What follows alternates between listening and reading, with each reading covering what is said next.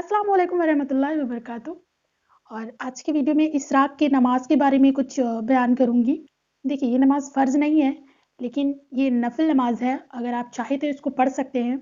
इसकी बेनिफ़िट अल्लाह पाक इस नमाज़ का इतना बेहतरीन रिवॉर्ड रखा है हम सब के लिए, इतना बेहतरीन अज़र है इसका कि हर कोई इस नमाज़ को पढ़ना चाहेगा अगर वो जान ले कि कितना बेहतरीन है और इसका अज़र हमें क्या मिलता है।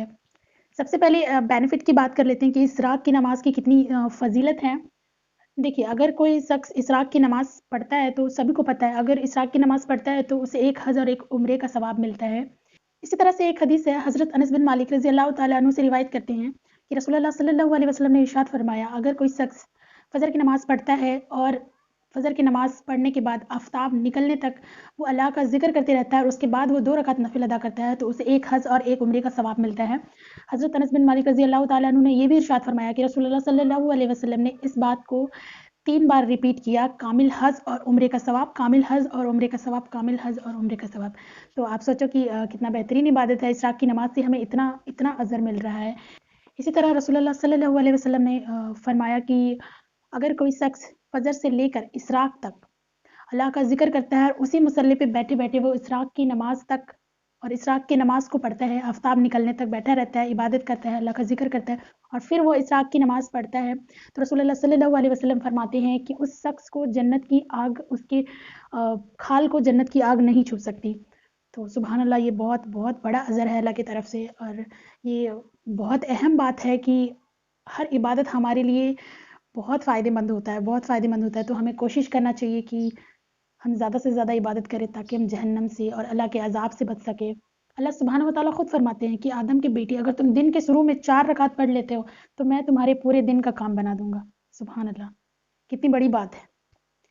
अल्लाह पाक हमारे हर एक इबादत में रिवॉर्ड रखा है। अल्लाह पाक हर एक इबादत का अज़र देता है हमें।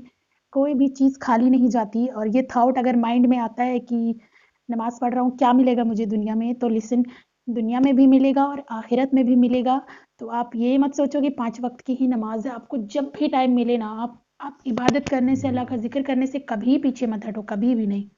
देखिए, कुछ लोगों को मालूम नहीं होता है कि इस नमाज़ को कैसे पढ़ना है और किस तरह से पढ़ना है, तो ये सिंपली 2 रकात नफ़िल है।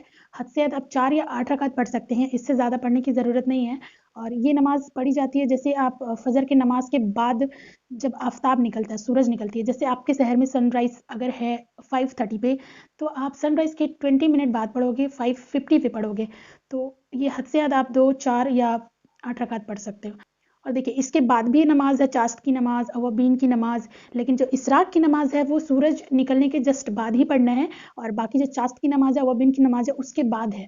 देखिए, चाश्त की नमाज़, अवाबीन की नमाज़ और इशराक की नमाज़, ये सब एक ही नमाज़ है, लेकिन जो इशराक की नमाज़ हम लोग बोलते हैं, जिसको अरबिक में बोलते हैं सलातुल ज़ुहा, तो ये नमाज़ है सूरज निकलने के जस्ट बाद और बाकी जो चाश्त की नमाज़ है, अवाबीन की नमाज़ है, उसके बाद होती है, लेकिन ये सब एक ही नमाज़ होते हैं।